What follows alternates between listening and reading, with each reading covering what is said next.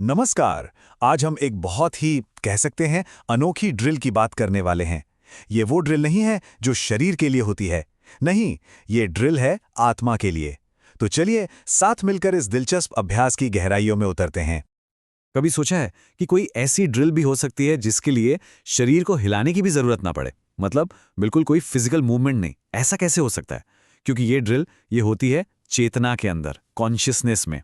और यही सवाल आज हमारी इस पूरी बातचीत का केंद्र है। तो आज के इस सफर में हम क्या क्या देखने वाले हैं? सबसे पहले समझेंगे कि आत्मा के लिए ये ड्रिल है क्या। फिर आत्मा के 84 जन्मों के चक्र को जानेंगे। उस खास शिक्षक की बात करेंगे जिसने कभी कुछ सीखा ही नहीं। माया के मगरमच्छ से बचने का रास्ता देखेंगे।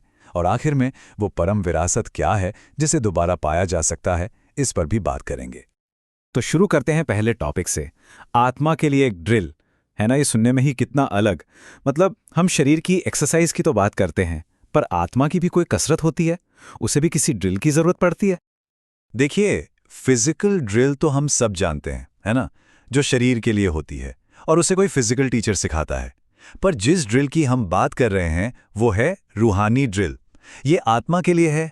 इसे सिखाने वाले आध्यात्मिक पिता हैं और इसमें इसमें एक्शन नहीं, चेतना यानी कॉन्शियसनेस शामिल होती है। सारा खेल मन और बुद्धि का है। तो ये रूहानी ड्रिल असल में है क्या चीज़? अगर इसे आसान भाषा में समझें तो ये एक तरह की मेंटल एक्सरसाइज है। इसमें बस खुद को शरीर नहीं बल्कि एक आत्मा समझना है और फिर परम पिता को याद करना है। बस यही दो चीजें हैं जो इस पूरी प्रैक्टिस का बेस हैं। अच्छा, अब सवाल ये उठता है कि आखिर इस ड्रिल की जरूरत ही क्यों पड़ी? इसका जवाब छुपा है आत्मा के एक बहुत ही लंबे सफर में। एक ऐसा सफर जो 1 या 2 जन्मों का नहीं बल्कि पूरे 84 जन्मों का है। तो ऐसा समझिए कि जब आत्मा अपना सफर शुरू करती है तो वो एकदम प्योर होती है, सतो प्रधान, मतलब गोल्डन एज वाली स्टेज। लेकिन फिर जन्म दर जन्म जैसे जैसे वो आगे बढ़ती है उसकी पवित्रता कम होती जाती है और आखिर में वो पहुंच जाती है तमो प्रधान अवस्था में, मतलब पूरी तरह से अपवित्र। और इसी को आज का लौह युग या आयरन एज कहा गया है। और ये जो पूरा ऊपर से नीचे आने का सफर है ना, ये 84 जन्मों का होता है। सोचिए, 84 जन्म। ये नंबर ही दिखाता है कि आत्मा की ये जर्नी कितनी लंबी है, सतयुग की सोने की दुनिया से लेकर कलयुग की लोहे की दुनिया तक। तो इस मुश्किल सफर में गाइड कौन है? यहां एंट्री होती है एक ऐसे टीचर की जो दुनिया के किसी भी टीचर जैसा बिल्कुल नहीं है। उनकी कुछ ऐसी खासियतें हैं जो उन्हें सबसे अलग बनाती हैं। जरा इन गुणों को देखिए। वो एक ऐसे टीचर हैं जिन्होंने कभी किसी से सीखा नहीं, वो सिर्फ सिखाते हैं। वो शरीरधारी नहीं है और ये रूहानी ड्रिल सिखाने के लिए वो पूरे 5000 साल के साइकिल में सिर्फ एक बार आते हैं। और कमाल की बात यह है कि वो ये सब मुफ्त में सिखाते हैं, कुछ लेते नहीं, क्योंकि वो हैं ही दुखहर्ता, सुख करता। और इन टीचर का जो सबसे मुख्य डायरेक्शन है वो एक शब्द में छिपा है, मन मना भव। तो मन मना भव का मतलब क्या हुआ? इसका मतलब बहुत सिंपल है। खुद को आत्मा समझो और मुझ यानी पिता को याद करो। बस इतना ही। सुनने में बहुत आसान लगता है ना, पर यही इस पूरी रूहानी ड्रिल की चाबी है। लेकिन ये रास्ता इतना आसान भी नहीं है, इस पर कई रुकावटें भी हैं। और अब हम बात करेंगे उन्हीं चुनौतियों की जिन्हें इस ज्ञान में माया का मगरमच्छ कहा गया है।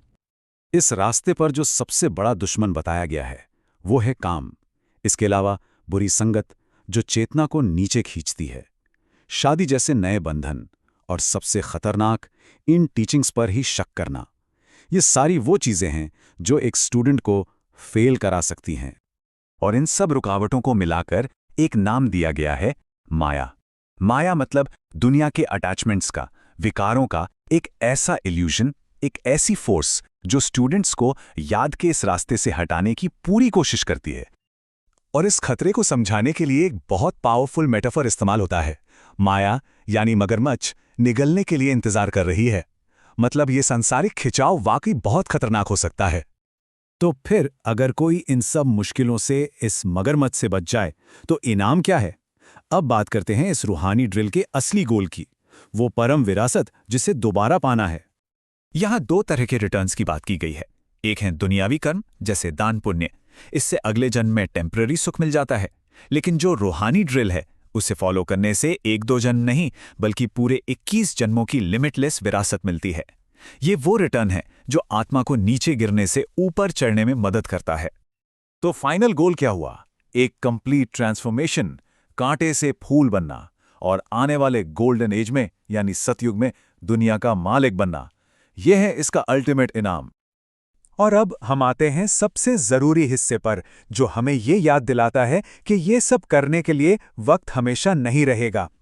टाइम की बहुत बड़ी इंपॉर्टेंस है। तो ये जो 5000 साल का ड्रामा है, इसमें हम अभी हैं कहाँ? बिल्कुल आखिर में, कलयुग के अंत में, जब दुनिया कह सकते हैं आग पर है। अब ये साइकिल फिर से रिपीट होने वाला है, और इसी पुराने और नए के बीच का जो छोटा सा टाइम है ना, उसे संगम युग कहा गया है। यही वो गोल्डन अपॉर्चुनिटी है सीखने और ऊपर उठने की। और आखिर में ये एक लाइन जो इस मौके की अहमियत को बताती है। टीचर को ये ना कहना पड़े कि बहुत देर हो गई। ये अपने आप में एक बहुत बड़ी वार्निंग है कि समय रहते ही सब कुछ करना है।